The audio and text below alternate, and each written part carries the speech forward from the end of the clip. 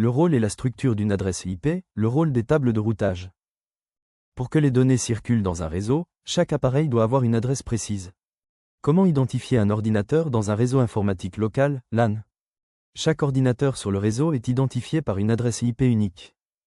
On pourrait comparer les adresses IP à la plaque d'immatriculation d'un véhicule.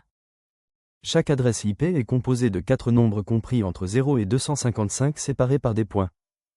Exemple, dans un réseau local, on peut trouver une adresse IP de la forme suivante. Les 6 premiers chiffres forment la partie fixe, liée au réseau du collège, puis apparaît le sous-réseau auquel appartient le poste, ici le 1, et enfin l'identifiant du poste, ici le 20. Quels sont les différents types d'adresses IP? L'adresse IP privée, elle est attribuée automatiquement à un appareil au sein d'un réseau local, LAN. Elle permet aux appareils de communiquer entre eux et d'accéder aux ressources du réseau, comme les imprimantes et les serveurs de fichiers. L'adresse IP publique, elle est attribuée à un modem routeur, box, par un fournisseur d'accès Internet, FAI. Elle permet aux appareils connectés au réseau local d'accéder à Internet et de communiquer avec d'autres appareils sur le web. Sur l'illustration, vous trouvez des exemples d'adresses IP privées et publiques. Comment trouver l'adresse IP d'un poste informatique? On peut trouver nos adresses IP privées et publiques par différents moyens.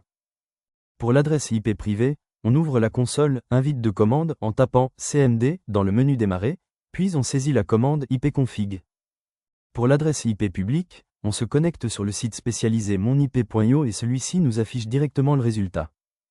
En haut, un exemple d'adresse IP privée, 10.33.108.3.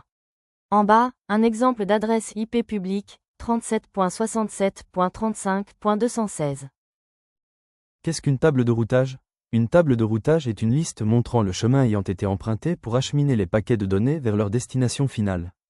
Cette table peut se décomposer de la manière suivante. La colonne destination correspond à la plage d'adresse de destination. La colonne adresse passerelle correspond à l'adresse du routeur qui permet d'atteindre le réseau de destination. La colonne adresse interface indique la carte réseau à utiliser pour contacter le routeur.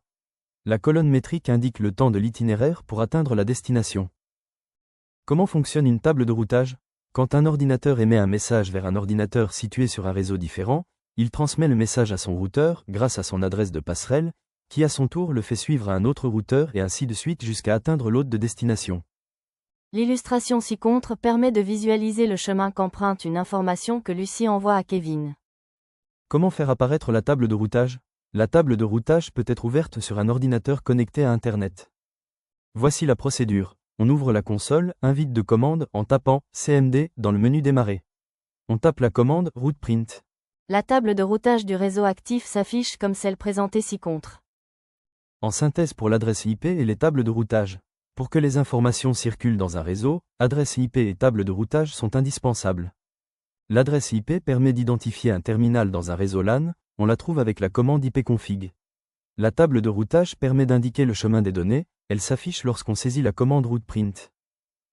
À retenir, l'adresse IP privée d'un ordinateur permet de l'identifier dans un réseau local, LAN. L'adresse IP publique d'un ordinateur lui permet de communiquer sur Internet. Les tables de routage permettent de montrer l'acheminement des données à travers le réseau.